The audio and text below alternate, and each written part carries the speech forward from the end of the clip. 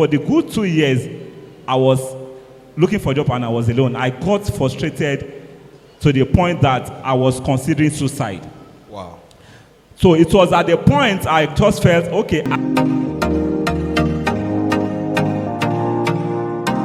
So you see the picture of a very handsome man. A very young, handsome man. I think he's about 20-something now.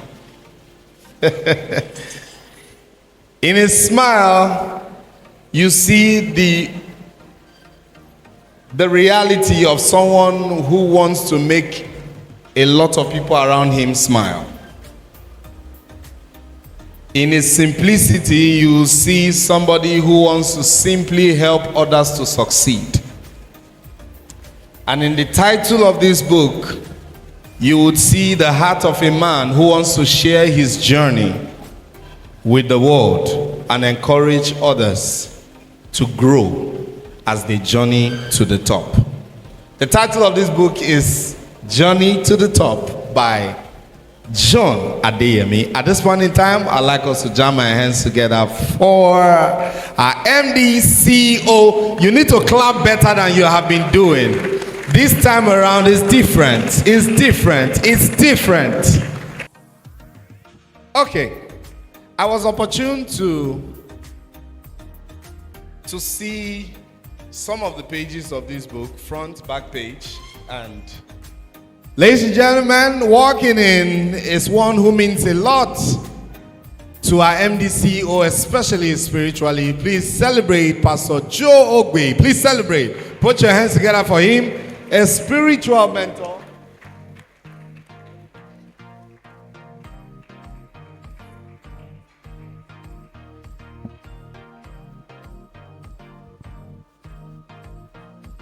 Wow. You see what's happening? We have two leaders, two thought leaders, two mentors that are here to bless this day. Our MD's business mentor. So, sir, like I said, I was opportune to see a few things about your book. And I learned that you particularly said this is not just a tale. It is an expedition into your triumphant growth up until this time. And your reason for sharing this all boils down to the fact that you have the interests of people at heart. Yeah. I want you to tell us, what can a layman, a market woman, pick from this book such that that person's life will change? To identify with opportunities, be sensitive to opportunities. Most time, opportunity comes in disguise. It comes like a burden, it comes like a work, it comes like a threat. But we need to be very sensitive. My journey to the top is a moment of my journey from humble beginning as an entrepreneur. I was a graduate who was leaving school considering like other graduates that after the school, after NYSC, you just get to the labor market and you begin to make a good living and get a better job. But before I could know it, I saw myself 2 years down the lane, even frustrated.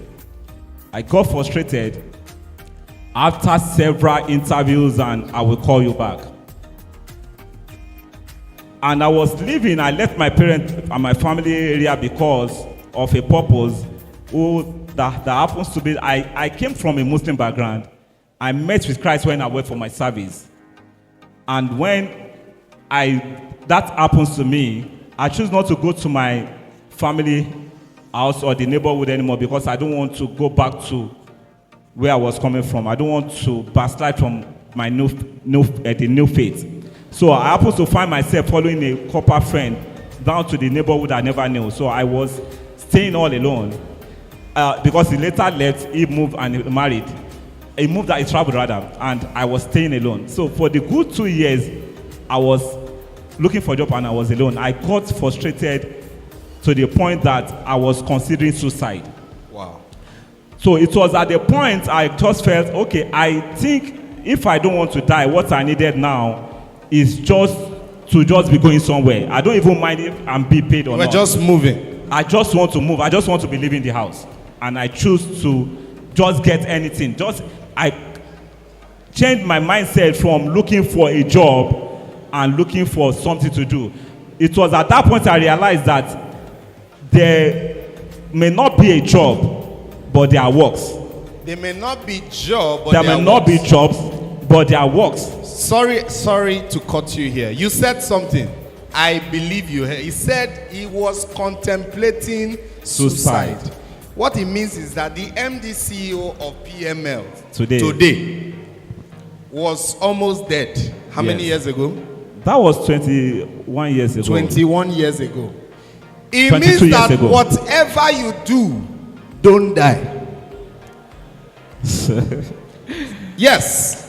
No matter the situation. If you had died, sir, I would never have seen this. I would never have seen this. So a round of applause. A round of applause. We're clapping for you for not dying. No? Yes. It was just God. Yes. Intervention that I did not concluded suiciding. And at that point, I chose to just do anything. And I asked for anybody who can just offer me anything.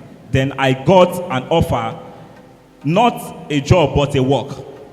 It was at the period that a lamination ID card was translated to computer ID card. Okay. So I got an offer to be selling computer ID card by a computer business firm, just one very small one, to be selling the ID card. If I could, they are selling for XYZ, then it's left for me to know how much I could get someone to pay for the ID card. So, and it was a period when it was just coming into the system. Yeah. And I never knew it can be a good business for me. That was when I joined them. ID card for 300, I saw myself selling for 500. ID card for 500, I saw myself for 700. ID card for 700, I saw myself selling for 1,000. Before I could know it, I was going home on a daily basis with nothing less than about 10,000 naira, 15,000 naira. As at then, on daily basis. And that was how a graduate who was looking for a collar job, a paid job, becomes an hawker of ID card. And when my business began to go to the level whereby the customer do not have passport ID card, a passport photograph to use for the ID card, I went further to the company because they also sell cameras. I said they should sell camera for me on hire purchase. You started snapping them. And I started going with my bag, taking pictures of my customer with cloth. I would put on so you were a photographer. I was a photographer. Is there any photographer and an ID card seller. So what do I try saying here? Wow. There's always an opportunity. We just need to be sensitive. That was the beginning of my entrepreneurship journey. I began that way, and every day I was going on with money. And I forgot that I was a graduate. I was so committed. I was going out always looking so neat, dressed up like someone who is going to a corporate office. And I'll put on my bag, my camera, and I get into the market, make business. I came across several of my colleagues, and I'll tell them I work with a corporate setting, blah, blah, blah, blah. I package myself, and I give myself a brand. So those periods are periods where we need to be sensitive. And do you know what? It was on that journey, I was one of the day I was on the street trying to look for customer. I met a colleague of mine that we sat together, and we got talking, and he told me there was an opportunity in an investment banking firm if I could be interested. And I said, why not? That though where I am now, I'm doing fine, but I just want to move further. That was how I was able to take my CV, and I was called for interview. That was what transited me from being an hawker into the corporate setting and I find myself in an investment banking, that was the journey where I could now be able to understand how to build people, how to manage people, how to manage funds.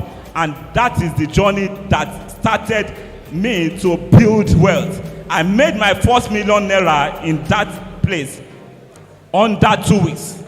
And Wow. I made millions. But as Under Fetsi also 2 want to weeks. have it, under 2 weeks, I began to make, within a month I was making millions of naira because we were into stock market and we were making money. But stock market crashed and I found myself on the crossroad again. It was not like, what is the next phase? You get to see all this in my book, how I was transiting from one journey to the other, and today I find myself starting a business with 0 naira and what I call integrity capital. 0 naira integrity capital that is now in multi-millionaire organization. You get to A see round that of in the book. applause, please. So,